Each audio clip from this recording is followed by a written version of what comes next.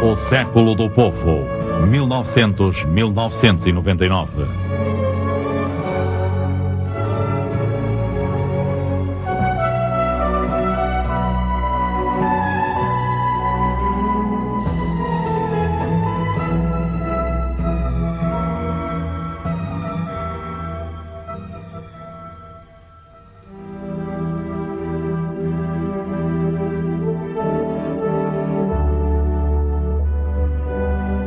No início de 1917, o Império Russo continua a ser governado por um czar autocrático. Do seu palácio de São Petersburgo, um homem domina 170 milhões de pessoas, por quem só tem de responder perante Deus.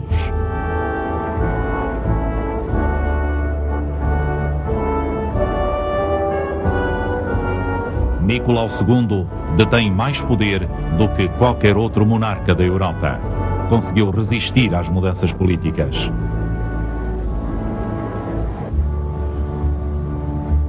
Mas o czar tem os dias contados.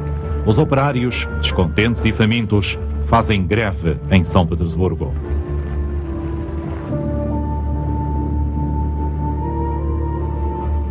Há quase 3 anos que a Rússia combate na Primeira Guerra Mundial e os exércitos imensos do czar encontram-se desmoralizados e descontentes.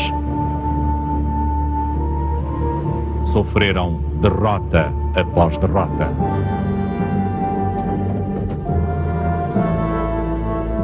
Em fevereiro tem lugar uma primeira revolução. O poder é assumido por um governo provisório. O czar abdica, sendo preso em seguida. Os acontecimentos que se vão seguir mudarão o curso da história. 1917, a bandeira vermelha.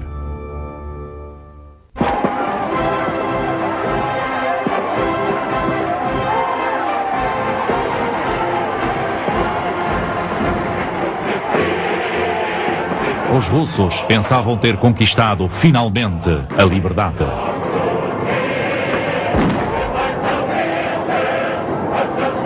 Em plena euforia, os soldados cuja insurreição havia contribuído para derrubar o czar festejavam com os operários. A maioria das pessoas esperava a realização de eleições e a criação de uma assembleia que decidisse o futuro.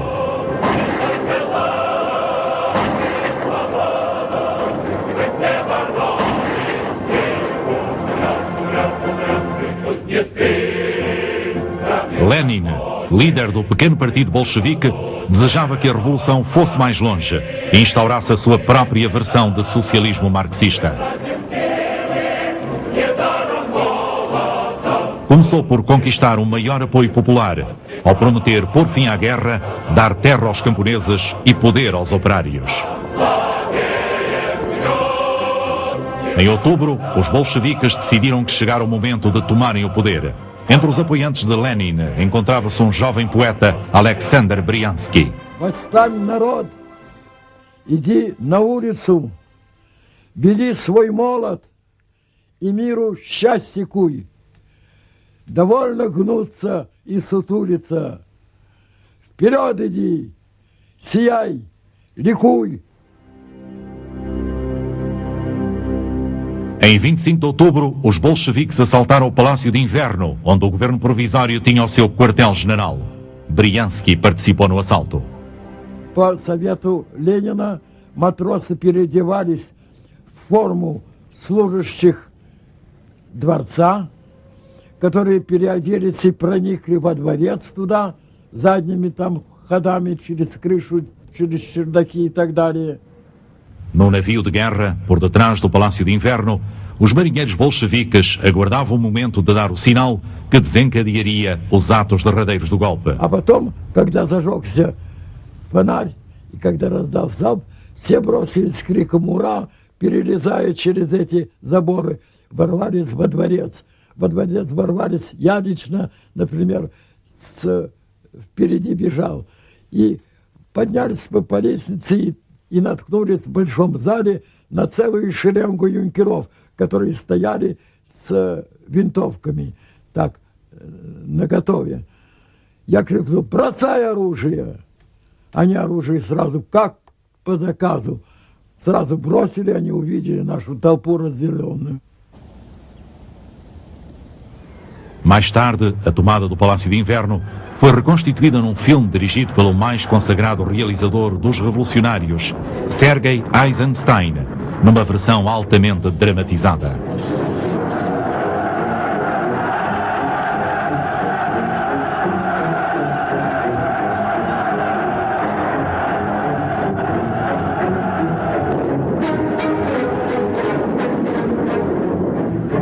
Na verdade, a resistência foi pequena, tendo havido apenas 5 mortos.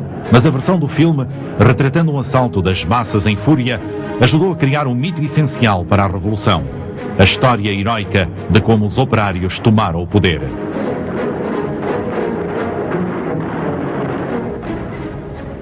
Na mesma noite, Lenin falou aos sovietes revolucionários de operários, apresentando a sua visão.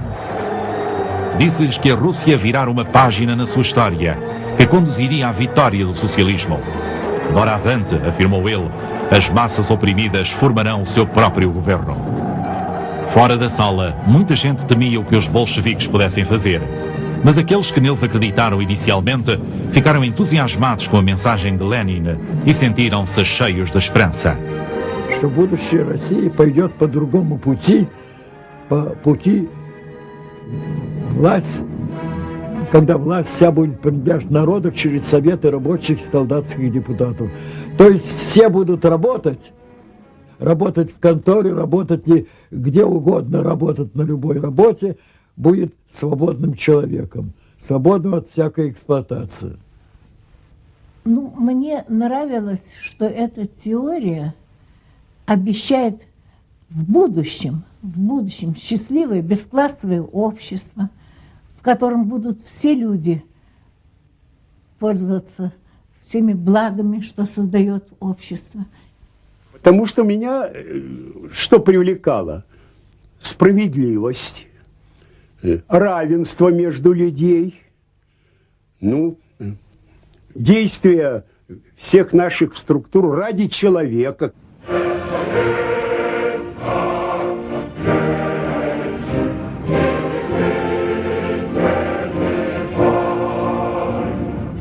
Pouco depois da Revolução, os bolcheviques mudaram a capital do país de São Petersburgo para Moscovo. Retiraram a Rússia da guerra, fuzilaram o czar e a sua família e planearam estender a Revolução de Moscovo ao resto do mundo. Enviaram uma mensagem veemente aos trabalhadores do mundo inteiro. Se o proletariado dos outros países seguisse a via comunista, poderia expulsar os reis e os capitalistas e construir um mundo em que não houvesse mais guerras. Harry Young foi a Moscovo numa delegação do então diminuto Partido Trabalhista Britânico. And Zinoviev, who was the chairman, said the next speaker will be Comrade Lenin. In a pin drop. Dead silence, vast hall, 3,000 people from all over the world. And a little man, or not much bigger than me, broader-shouldered, with rather Mongolian-looking face, very bald head, little whiskers there. And he got up and he just leaned over like a podium in Arthur's corner, like that. And he just talked to him like a Dutch uncle. Во всем мире растет союз коммунистов. В ряде стран победила уже советская власть. Еще недолго, и мы увидим победу коммунизма во всем мире. Мы увидим основание Всемирной Федеративной Республики Советов. I thought he had set the scene for the World Revolution, and that the Bolshevik Party would successfully lead it. That next would be Germany, then France, then Italy.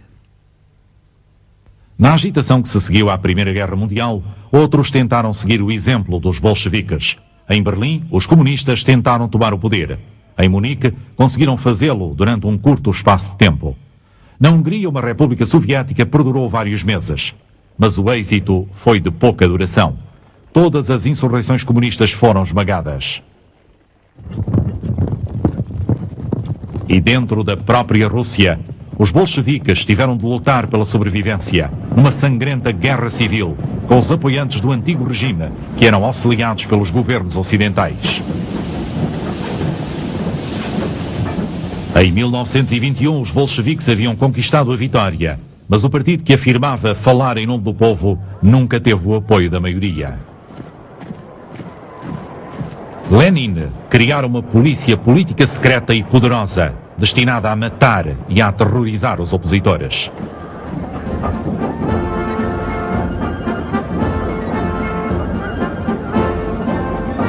Depois da Guerra Civil, os bolcheviques, que agora se auto-intitulavam comunistas, tentaram conquistar o apoio das massas populares. Tornaram-se mestres da propaganda moderna.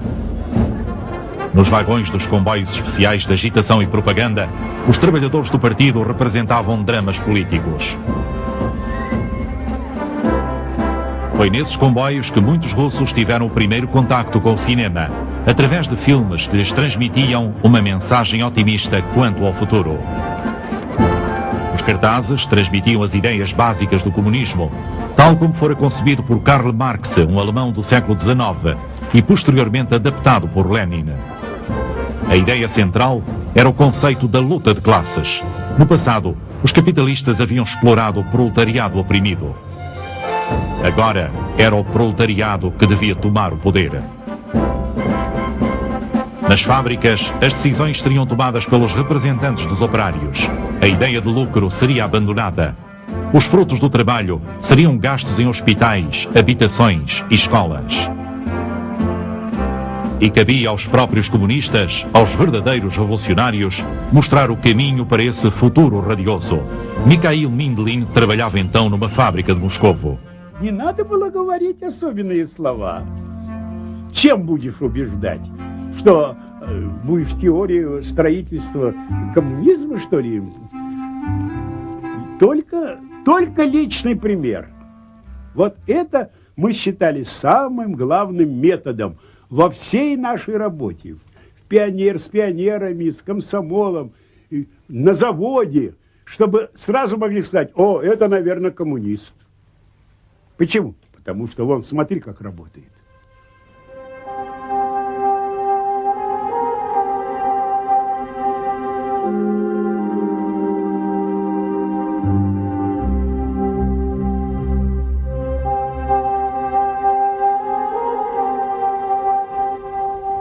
Os camponeses russos, 80% da população, eram os mais desfavorecidos da nova sociedade.